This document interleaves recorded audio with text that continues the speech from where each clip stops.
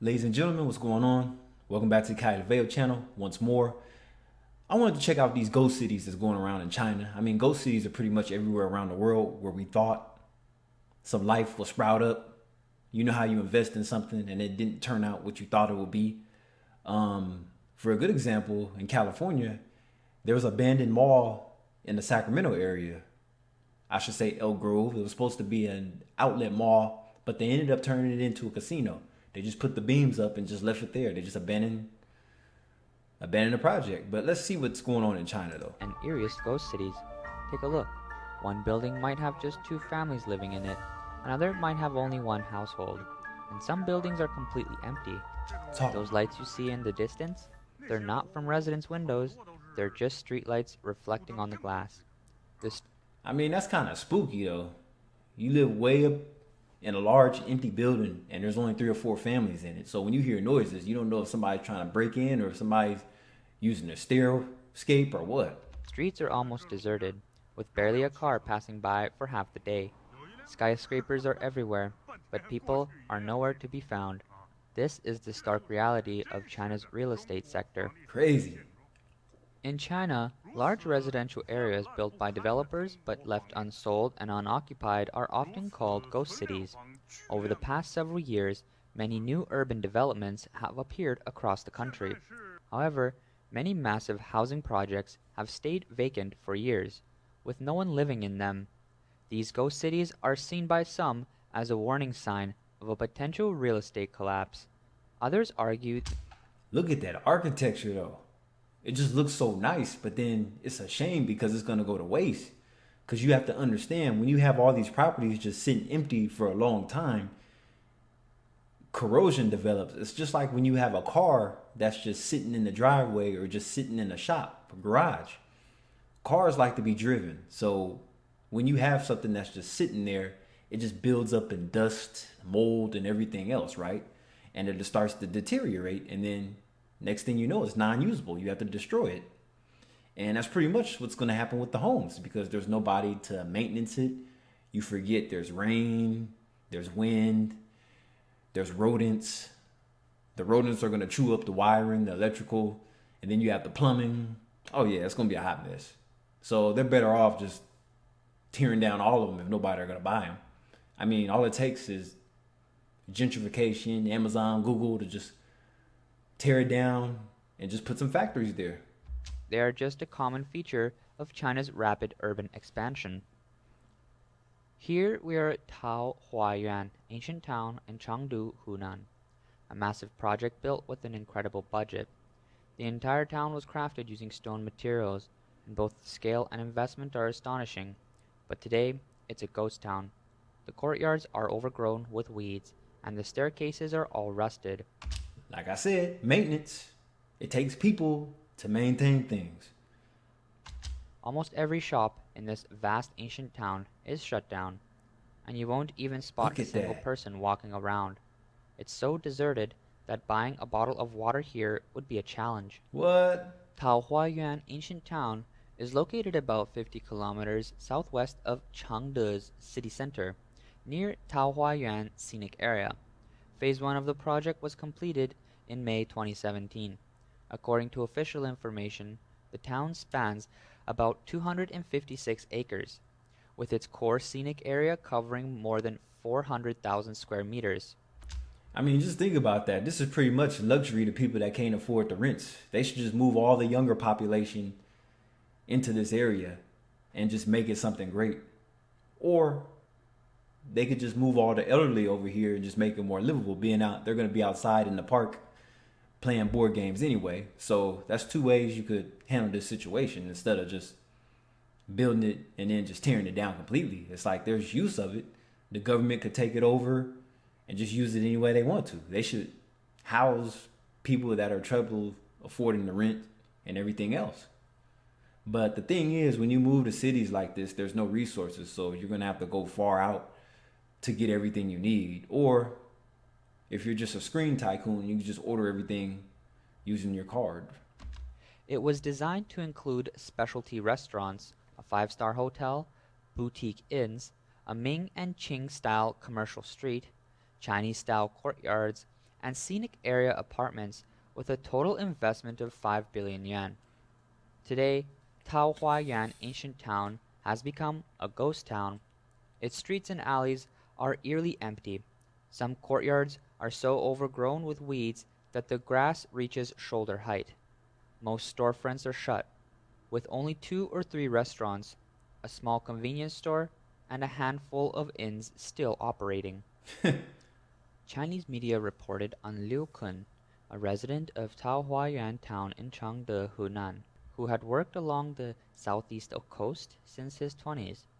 In 2015, he used 1.1 million yuan of his savings to buy a shop outright in the under-constructed Taohuayuan ancient town, hoping to rent it out or start his own business. He believed life would be better in his hometown. However, the town became a ghost city just a few years after completion, leaving his investment worthless. Forced to make a living, Liu had to leave his hometown again to work in a shipyard in Fujian province, over 1,000 kilometers away. Liu Kun's experience is not unique. Many who invested in shops or apartments in Taohuayuan ancient town ended up losing everything. Look at that architecture. I just can't get over it. Like, they just spent so much time and craft.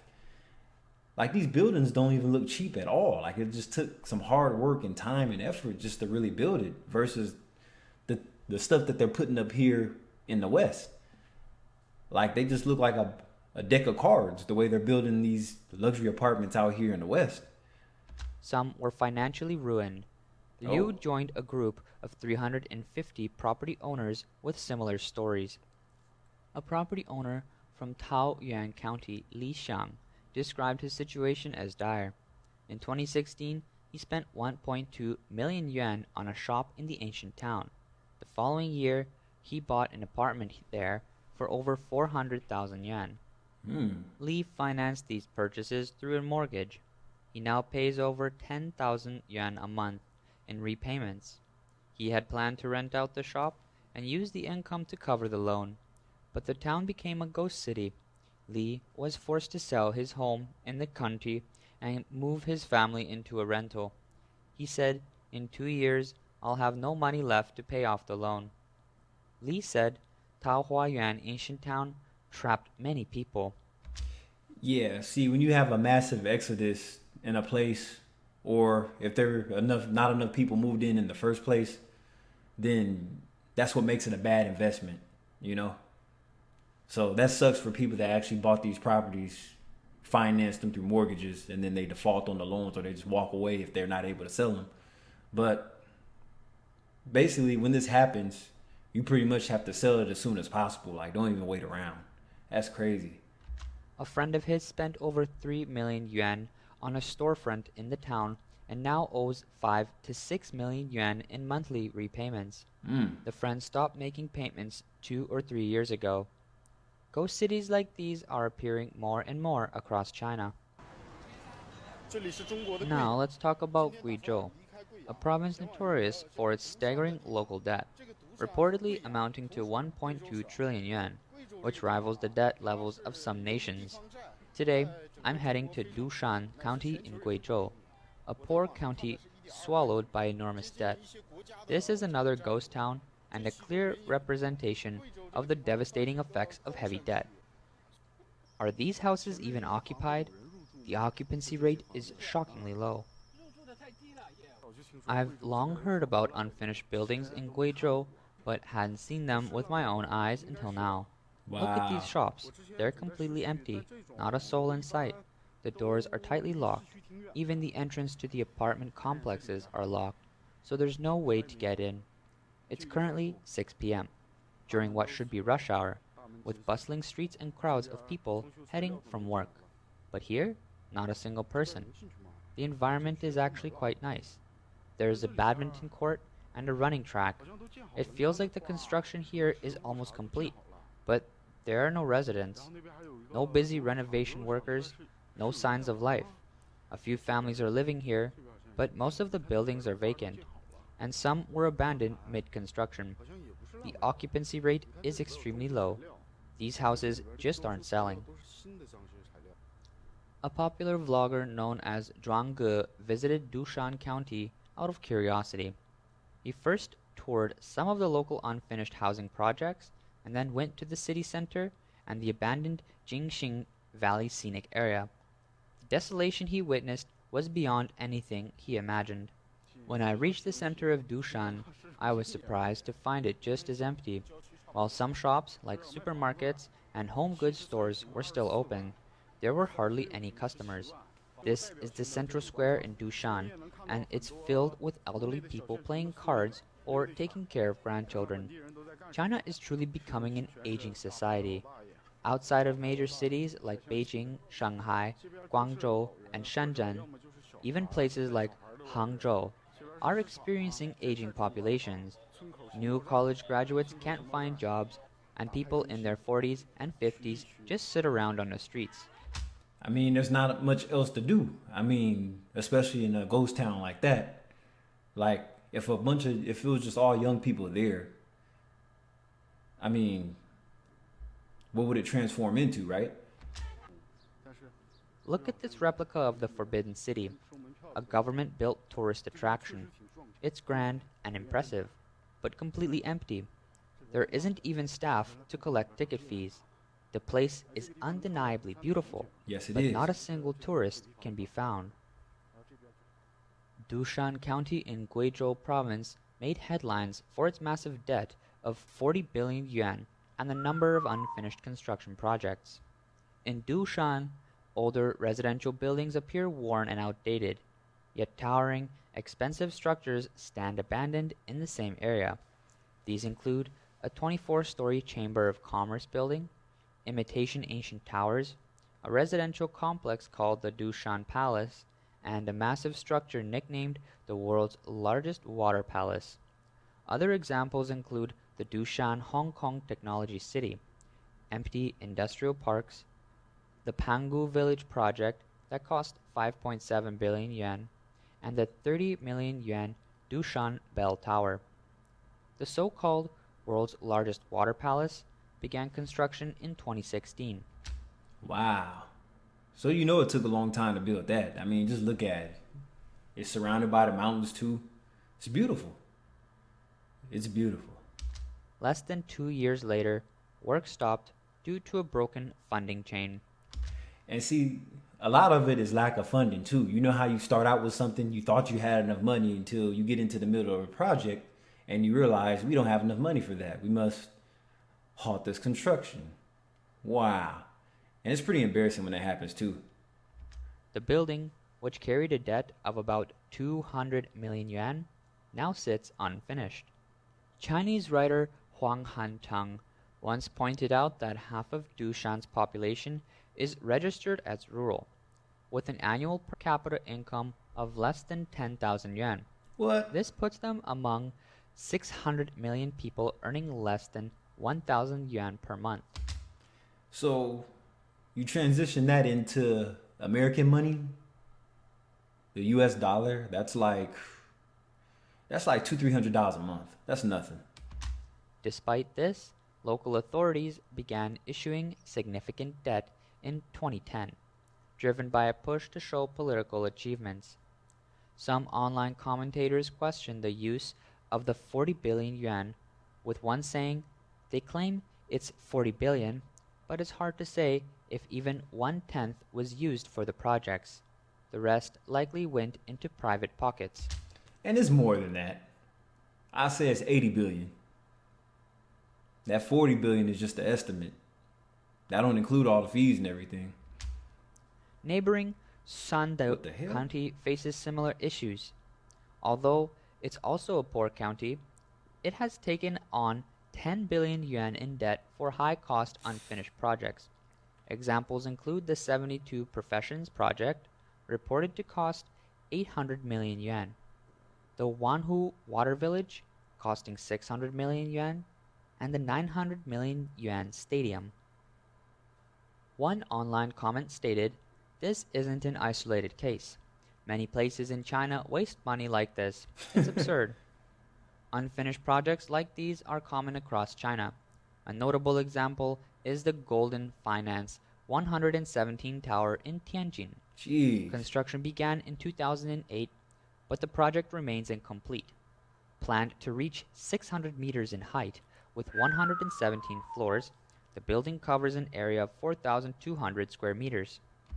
That's like the World Trade Center, the Twin Towers.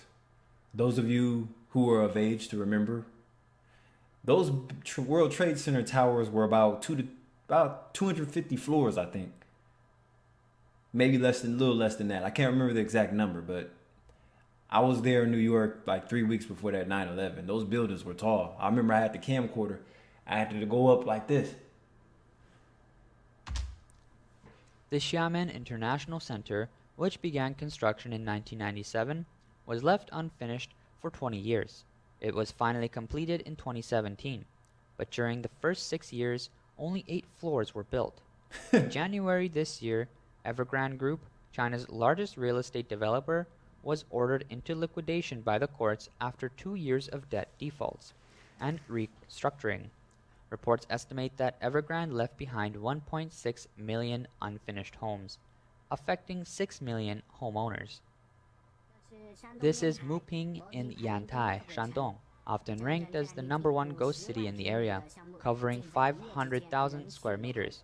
This project turned into an empty shell overnight, leaving the entire region lifeless. It was originally planned to be one of Muping's most prestigious luxury neighborhoods, but now it's a ghost town. The developer behind this project, the infamous Evergrande Group. The name of this project, Evergrande Yuhai Tianxia. Do you know any other ghost cities in China? In my opinion, the one with the fewest residents but the most buildings is the Nanhai New Area. In one building, there might only be 3 to 5 households. Naturally, with so few residents, supporting facilities are also lacking. In my complex, for example, there isn't even a single restaurant downstairs. To grab a meal, you have to drive 3 to 5 kilometers to a nearby town. Ooh, that looked tasty, by the way. But yeah, see, that's another thing. When you move to these areas, just realize it's going to be harder to get the things that you used to get at ease. You're going to have to travel to that better restaurant. You're not going to want to settle for McDonald's or something depending on what your taste bud is. But just remember, all the good stuff you're going to have to travel to the expensive places to get it, because the cheaper place you move to doesn't have much. That means a trip to the hardware store, all that. So just remember that when you move into the middle of no man's land. Living here is only practical if you have a car. Weihai's Rushan in Shandong province, once famous for its ocean view properties, has fallen on hard times. The small city was known as the Oriental Hawaii and home to the nationally renowned #1 beach, an A4 rated scenic area.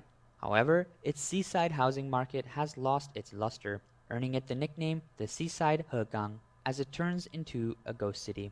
A housing complex called Waterside Apartments, with 60 buildings, has seen its occupancy drop to fewer than 40 households during winter, translating to a rate of just 3%. Resident Mr. Sun shared an incident where he got food poisoning one night and rushed to a local hospital, only to find they didn't even have basic anti-nausea medicine. And that's so basic. I mean, geez. So yeah, that's another thing you have to look at when you're in those areas where there's almost no man standing or just nobody really around. When you get sick, it's just lack of transportation, public transportation at that. I'm pretty sure those areas have no public transportation, because who's funding that in a city where nobody lives? No hospitals. No liquor store. Well, maybe a few. Local real estate agents say there are tens of thousands of properties available in Yintian area, but the apartment population is only 40,000 to 50,000. The region's poor infrastructure, inconvenient transportation, and lack of winter heating keep occupancy rates low. Even in summer, only 20 to 30% of the homes are occupied, making it a ghost city in the eyes of many. Real estate agent Mr. Zhang explained, "Here it's just houses upon houses. Many people bought properties but never lived in them. Second-hand houses are no different from new ones, so there is an oversupply and prices stay low." One online user shared a story of bidding on a discounted property starting at just 1 yuan. They eventually purchased a 48 square meter duplex sea view apartment in Yintan for a total of 99,000 yuan. Reports indicate that at least 95 cities across China are becoming like Hegang City. In some places, homes can be bought for as little as tens of thousands, or even a few thousand yuan. Yintan in Shandong is one such example. So, if you want to live on a coastal city for the low, that's what you're gonna have to deal with. Yeah, but see, the thing is, the prices aren't gonna go up no time soon. At least I don't think, because there's no economy to drive up the prices. So, like I said, let's say it got gentrified, and Apple and Google did decide to move their headquarters over there in those ghost cities. That's what would do the spark. That's what will put the flame up and raise the cost of living and everything. They'll be able to put hospitals and the care that everybody needs to get these cities up and running, get the ball running. I mean, come on now. Look at places like San Francisco and New York. Those places aren't going to die out because those are financial hubs. And that's what keep those cities going, even though nobody has no money to live there. This is Evergrande's largest cultural tourism project in Kunming, but now it has turned into Kunming's biggest ghost city. For various complex reasons, what was meant to be a thriving and vibrant destination has become deserted and eerily lifeless. Changgong district in Kunming was labeled a ghost city as far back as 2012. At the time, reports claimed it had 100,000 empty apartments. 5 years later, the area still appeared largely vacant, yet skyscrapers continued to rise. In Inner Mongolia, the cities of Ernhot and Ordos are infamous for their ghost cities. Changsha's Meishi Lake developed zone has added dozens of skyscrapers, but with so few residents, it too has been labeled a ghost city. In Gansu's old city of Yumen, once home to over 150,000 people. And due to our AI culture and our modern society, right? And less people are starting families and having kids of their own. A lot of people are going to end up in these luxury apartments, and that's pretty much what all these skyscraper condos and apartments are. They're trendy. So they're not building a lot of single family homes like they were, because that's not a trendy.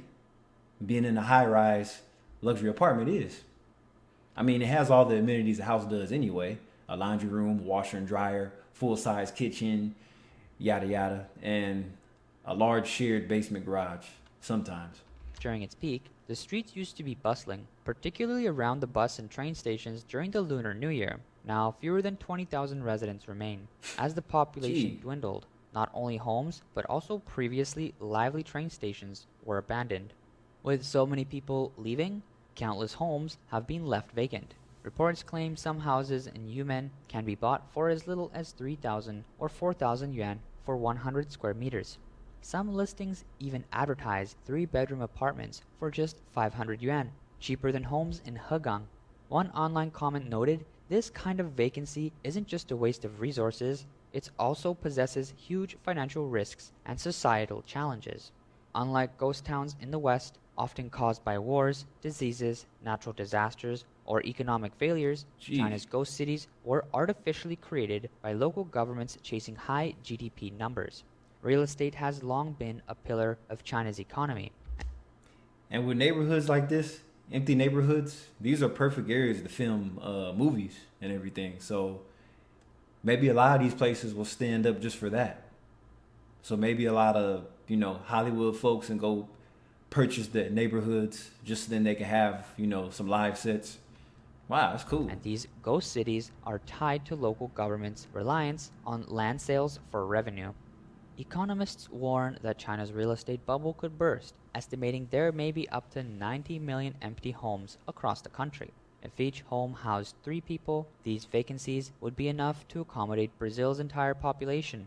Even with a growing population, filling these homes would be a challenge. However, the situation is compounded by China's one-child policy. Over the next 30 years, the population is expected to shrink by 204 million people.